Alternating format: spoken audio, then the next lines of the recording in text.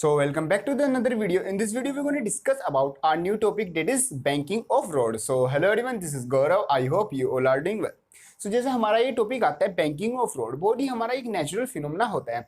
आपने देखा भी होगा जो आपकी स्ट्रेट रोड होती हैं वो तो मीन मतलब नॉर्मली जो भी रोड्स होती हैं वो एक साइड से थोड़ा अप साइड होती हैं, एक साइड से थोड़ा डाउन साइड होती हैं। मीन्स बहुत हल्का सा मिनिमम उसमें एक साइड से थोड़ी हाइट होती है।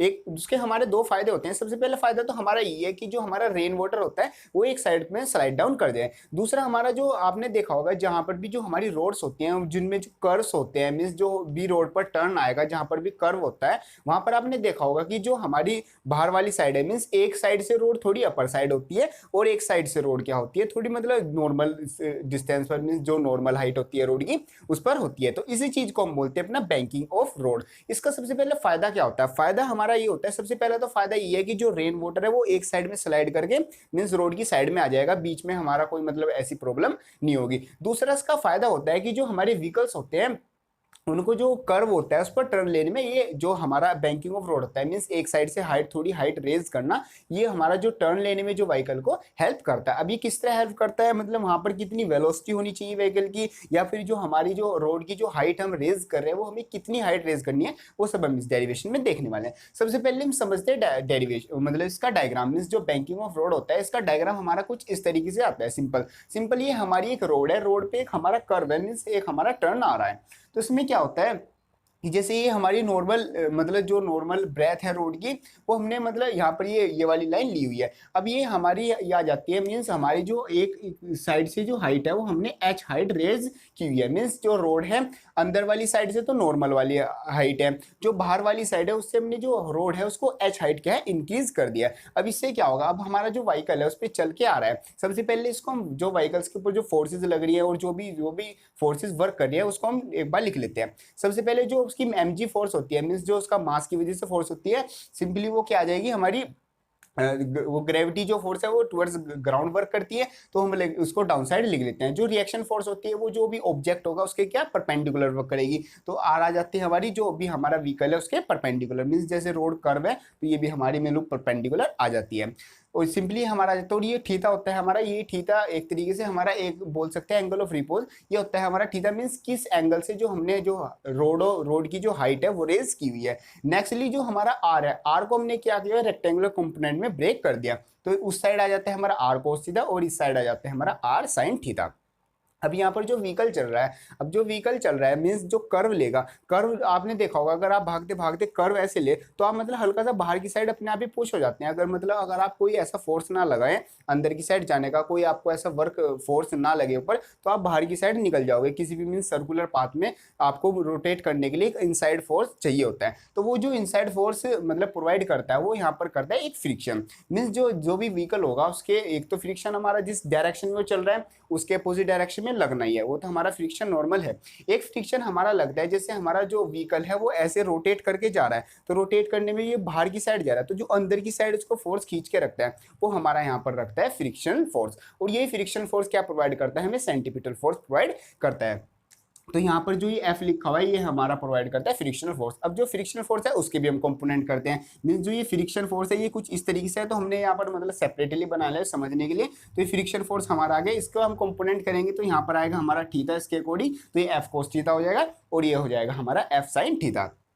कुछ इस तरीके का सिंपली हमारा डायग्राम होता है। अब जो भी हमारे डायग्राम में फोर्सेज आई है अब उनको लिख लेते हैं। जैसे सबसे पहले आती है हमारी R cos theta is equal to, जो हमारी आर कोस थीटा है वो किस किस के इक्वल है, मींस जो व्हीकल अगर सरफेस पर खड़ा हुआ है तो जो आर कोस थीटा है वो एम जी के, और ये जो हमारी एफ साइन थीटा आती है मींस दोनों फोर्स नीचे लग रही है ना और वाली फोर्स ऊपर है, तो ये दोनों फोर्स क्या हो जाती है आपस में इक्वल हो जाते हैं। Means R cos theta is equal to M G plus F sine theta, ये आ जाती है हमारी फर्स्ट इक्वेशन। सेकंड इक्वेशन आती है हमारी एफ कोस थीटा, मींस ये वाला एफ कोस थीटा प्लस ये वाला R sine theta is equal to आ जाता है हमारा M V square upon R. Means ये दोनों ये एफ कोस थीटा और आर साइन थीटा जो फोर्स हैं ये दोनों मिलकर व्हीकल को क्या प्रोवाइड करेंगे, ये प्रोवाइड करती है हमारा सेंटीपिटल फोर्स, जिसकी वजह से जो व्हीकल होता है वो सर्कुलर पाथ में मींस एक जो कर्व रोड है वहां पर एक सेफर टर्न लेता है। और ये सेफर टर्न किसकी वजह से हो रहा है कि हमने जहां पर बैंकिंग किया मींस रोड की हल्की सी हाइट रेज की है, इसी वजह से हमारा जो ये आर साइन थीटा और ये जो हमारा एफ कोस थीटा है ये हमारा सेंटर की साइड लग रहा है। तो ये हमारे पास फर्स्ट सेकंड दो इक्वेशन आ जाती हैं। सबसे पहले लेते हैं हम अपनी फर्स्ट इक्वेशन। फर्स्ट इक्वेशन में क्या है, first equation R cos theta is equal to M G plus F sine theta हमारी इक्वेशन है। अब इसमें से हम अपनी सिंपली आर की वैल्यू निकाल लेते हैं। आर की वैल्यू वही सिंपली हमारा जो हम कैलकुलेशन करके निकाल लेते हैं ऐसे हम निकाल लेते हैं। आर की वैल्यू निकालने के बाद हम लेते हैं अपनी सेकंड इक्वेशन। यहाँ पर हमारी आर की वैल्यू आ जाती है R is equal to M G upon cos theta minus mu sine theta. ये हमारी आर की वैल्यू आ जाती है, मीन्स रिएक्शन फोर्स। नेक्स्ट निकालते हैं हम taking second equation, means second equation जो हमारी सेंटीपिटल वाली फोर्स वाली इक्वेशन थी उसको लेते हैं। तो सेकंड इक्वेशन आ जाती है F cos theta plus R sine theta is equal to M V square upon R. इसमें हम क्या करते हैं, जो एफ है मींस जो फ्रिक्शन फोर्स है उसकी वैल्यू रख देते हैं mu R, means friction force किसके इक्वल होता है, न्यू आर। न्यू हमारा कांस्टेंट होता है, आर मतलब हमारा रिएक्शन फोर्स। तो सिंपली हम यहाँ पर ले लेते हैं mu R cos theta plus R sine theta is equal to M V square upon R. यहाँ पर हमारा आर साइन थीटा लिखा हुआ है, मींस जो as it is R sine theta ये भी आर साइन थीटा ही लिखा हुआ है। अब यहाँ पर लाइट का स्पॉट ऊपर रहा होगा, शायद आपको नहीं दिख रहा होगा, लेकिन यहाँ पर लिखा हुआ है आर साइन थीटा। तो सिंपली इक्वेशन हमारी आ जाती है। अब इसमें जो ये रहा एक आर ये रहा, एक आर ये रहा, इन दोनों को कॉमन लेने के बाद जो हमने आर की वैल्यू निकाली थी फर्स्ट इक्वेशन से उसको हम इस पर रख देते हैं। रखने के बाद इसमें निकालते हैं अपनी वी की वैल्यू। इसको सोल्व करने के बाद सिंपल सी एक छोटी सी कैलकुलेशन है। कैलकुलेशन में वी की वैल्यू जो आ जाती है हमारी वो आ जाती है V is equal to under root R G bracket start mu plus tan theta upon 1 minus mu tan theta. ये आ जाती है हमारी वी की value. Means velocity of the vehicle जब भी वो कर्व लेगा उस टाइम पर जो व्हीकल होगा उसकी जो वेलोसिटी होगी वो होगी हमारी जो ये वैल्यू प्रोवाइड करेगी। मींस इसमें वी आती है हमारी वेलोसिटी, आर मतलब जो भी हमारी इस रोड की जो हमारा ये सर्कल बना हुआ है मींस जो कर्व बनता है उसकी जो रेडियस होगी, जी हमारा एक्सीलरेशन ड्यू टू ग्रेविटी, और न्यू हमारा एक तरह से फ्रिक्शन का कांस्टेंट आ जाता है। और टेन थीटा जो मतलब ये जो हाइट रेस्ट होगी वहां पर मैं आपको बताऊंगा। तो ये सिंपली आ जाती है हमारी वेलोसिटी की वैल्यू। एक पॉइंट आता है हमारा, अगर हमारा जो न्यू है, न्यू मींस जो फ्रिक्शन में जो कांस्टेंट की वैल्यू है अगर वो जीरो हो जाए तो यहाँ पर क्या कंडीशन होगी। मींस आपने देखा होगा मींस जो रेसिंग ट्रैक्स होते हैं तो वहां पर कुछ इस तरह की कंडीशन होती है। मींस जो रेसिंग ट्रैक्स होते हैं वहां पर जो कर्व बने होते हैं, रेसिंग में जो बाइक्स की रेस होती है और जो कार की रेस होती है, तो वहां पर मतलब जो बैंकिंग ऑफ रोड करते हैं ताकि जो व्हीकल्स है उसकी एक अच्छी ग्रिप बनी रहे और वो मतलब अच्छे से मूव कर पाए। तो अगर हमारा न्यू की वैल्यू जीरो हो जाए तो इस फॉर्मूले सिंपली हम न्यू जीरो रख देंगे और हमारा वी आ जाएगा V is equal to under root R G tan theta. ये आ जाती है हमारी नॉर्मली आर की मींस वी की value, means velocity of a moving vehicle. Simply आ जाता है हमारा यहाँ तक वेलोसिटी का। नेक्स्ट पॉइंट आता है हमारा height raise, means main point ये आता है कि जो हमारा रोड है, जो बैंकिंग ऑफ रोड कर रहे हैं उसमें कितनी हाइट हमें रेज करनी चाहिए। तो ये मेनली हमारा डिपेंड करता है कि हमारा जो व्हीकल है वहां पर किस वेलोसिटी से चलेगा और जो हमारी रोड है उसकी ब्रेथ कितनी है, मींस उसका वो कर्व मेनली डिपेंड है, वो जो कर्व आ रहा है वो कितना कर्व आ रहा है। तो ये इसी इन चीजों पर हमारा डिपेंड करता है। तो ये सिंपल हमारा इस तरीके का डायग्राम था। तो हाइट रेज में आता है, सबसे पहले हमें पता है tan theta is equal to perpendicular upon base होता है। तो ये एक तरीके से हमारा यहाँ पर ये ट्रायंगल बन रहा है, मींस इसको हाइट को लेते हैं तो ये हमारा एक ट्रायंगल बन रहा है। तो इसमें ये हमारी हाइट हो गई जो भी रेज कर रहे हैं हम, और ये क्या हो गई हमारी रोड की ब्रेथ हो गई, मींस जो रोड हमारी कितनी वाइड है ये हमारी उसकी ब्रेथ हो गई। तो tan theta is equal to perpendicular upon base, ये हमारा थीटा हो गया, मींस ये हमारा बेस है और ये क्या है हमारी हाइट है। तो हम लिख देते हैं height upon under root base कितना आ गया हमारा under root B square minus H square, means base आ गया हमारा under root B square minus H square. अब इसमें देखते हैं जो हमारी ब्रेथ है, ब्रेथ हमारी कितनी है, बहुत ही ज्यादा ग्रेटर है किससे, हाइट से।